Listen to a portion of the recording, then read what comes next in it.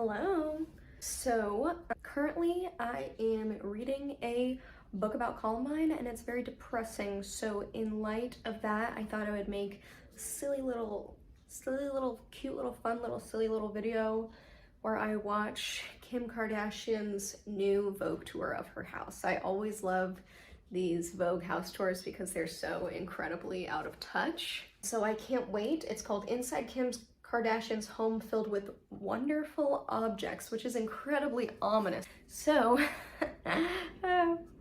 without further ado, I will go ahead and give it a watch. Let's see. Maybe a little creepy, but my dad, it's on his letterhead and it says, "Kimberly, I cut your hair," and there's my hair.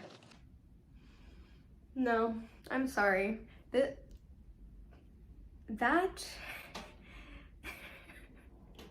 That bag of hair is too big.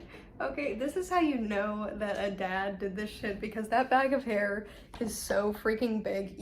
When you save things for your children, this is a note to men, future dads. When you're saving precious memorabilia of your children, you're saving a tiny bit. You're saving, which it's all weird and creepy, yes, like saving your kids' first fingernail clippings. Okay, but you save one fingernail clipping. You save the first little snip when they cut your child's hair. You don't save a bag full of every piece of hair that came off your child's head. That looks like what I have to snake out of my drain every 6 weeks. That looks like my pet hamster that escaped its cage when I was 12 years old and lived in my pantry for 3 weeks off of onions and old Kit Kat bars. I cannot believe she held on to that massive pile of hair. And on that same note, that's obviously not a first haircut. So why would you save that much hair from a not first haircut? I'm so confused. Like, why did they hold on to that? Babies don't have that much hair. She had to be like at least 6 years old to have that much hair. Kimberly, I cut your hair today. Here's the bag of your hair. Like, it's addressed to her. It's for her, this bag of hair. Like, she's gonna enjoy that someday.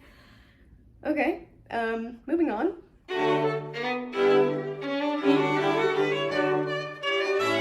Hey, Vogue. A piano. I think not, Kimberly. I think not that you might not that sit down at that piano and playeth it.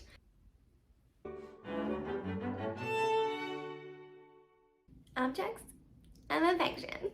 In my family kitchen, and everything in my house is really minimal. I'm sorry, I'm pausing it so much, but how can you call that a family kitchen? What about that is family? My family kitchen was splattered with food and finger paint, and there were step stools for me to reach it. This is not a family kitchen. There's nothing in it. There's nothing in it. Kids like things. Kids like making a mess. It's not for family. It's like I have the playroom filled with clutter, bedroom. I want to see this playroom filled with clutter because I don't believe it for a second. I don't think Kim has a room in her house that's filled with clutter.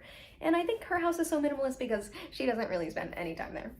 Because her house is so big, this is probably the wing of her house that they can't even reach. This is the West Wing, and they spend time in the East Wing, so the West Wing is always ready for the Vogue shows, and the East Wing is where she, like, locks her children up and doesn't allow them to leave when she records for Vogue. And shockingly, 4 kids hasn't messed up my cream house. So 4 kids hasn't messed up my cream house. Yeah, again, Kim, it's the West Wing. The kids don't go in the West Wing. the first object of my affection is my daughter North's paintings and drawings. She's a really, really good artist. She did do one of our bearded dragon. They're cute. She's a little artist. North stayed home and had COVID, so this is her drawing that she did. Maybe that was just her emo mood.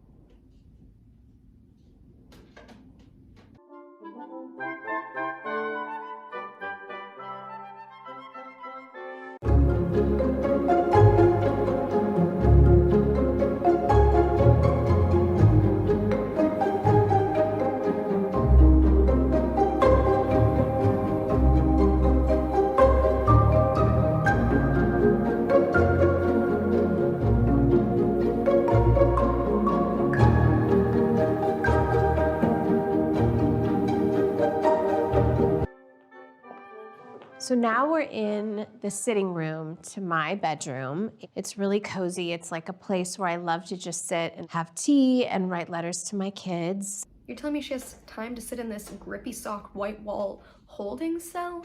Oh, Kim, I don't think so. Honey, I'm not buying it. I don't believe it. I don't think it's happening. I make the most epic baby books for them, so I'm gonna show you guys. Her first Vogue shoot, what I ate the whole pregnancy. So, you know, I have each kid has their own book, pictures from all their baby showers. She's got pictures, screenshots from her own Instagram in the baby book, like you can see. Pictures from all their baby showers. Why would you post screenshots? You don't have the original photo? I don't understand. She's like, this is the first time I posted you on Instagram. Like, I don't think that's something they're gonna feel deeply attached to. That's more of a Kim memory. It's like almost like she's making these scrapbooks for herself. It's like so interesting. You'll see like emojis were such a thing for Saints, and I announced him with emojis. Snapchat was such a thing. I guess I'd have to do a TikTok announcement these days. Guess I'd have to do a TikTok announcement. Well, I guess for my next one I'll have to buy a metaverse plot and have her in the metaverse hospital. And in the scrapbook I'll have to post her NFT. I'll have to have her NFT. Those were such a thing when she was born. You can see why I love to archive all things for my kids. They have the best memories, and I'll show you exactly where I got it from. This video is so the angle of, look, Kim's a family woman. Kimberly is a mom and a lover. I'm trying to see her house filled with wonderful objects. All I'm seeing is normie shit scrapbooks. Kim, no. I want to see Lewis and Clark's skulls. I know you have them. I want to see your necklace with one of Elvis's teeth on it. That's the kind of wonderful objects I'm trying to see. I don't want to see your baby scrapbooks, okay? I don't want to see a screenshot of your first Instagram post. So my mom made this trunk for each of us. It has every single birthday until I'm 10 years old.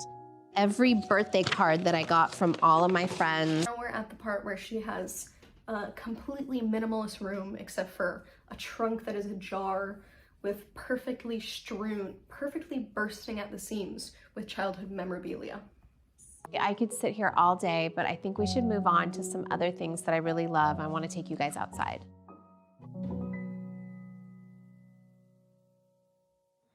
All right, so now we're in my backyard. Now me and my pet snake are in the yard. Stop it, stay still. Oh my God, he always tries to whisper things to me when we're walking around. It's literally the most amazing place for the kids to really hang out, and the basketball court especially is where the kids love to be. You know,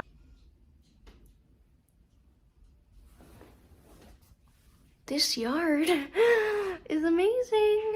This yard is everything to me. This yard is Disney World. This yard is a golf course.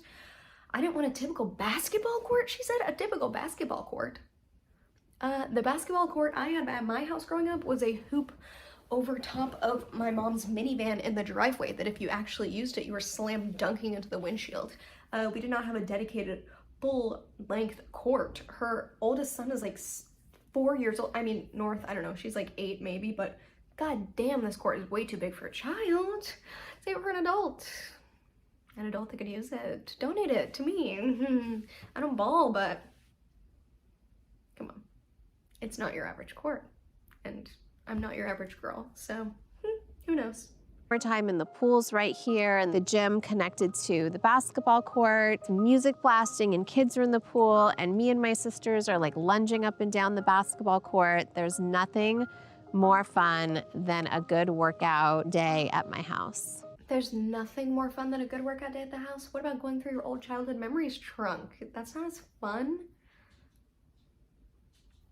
Oh God, it's amazing. It's so amazing. I hate it. It's so upsetting how incredible it is.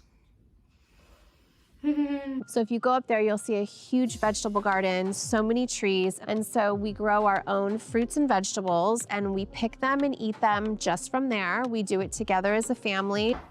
we do it together as a family. We pick and eat from the tree together as a, isn't that wonderful, guys? Hey, have you heard? Guys, gather around. It's time to go pick the fruit and veggies from the tree as a family. No, they do not do that. This is the first time she has ever walked into her backyard, and there's not been a full staff taking care of this thing because this thing's so freaking huge. I bet she doesn't even know what kind of fruits and vegetables she has.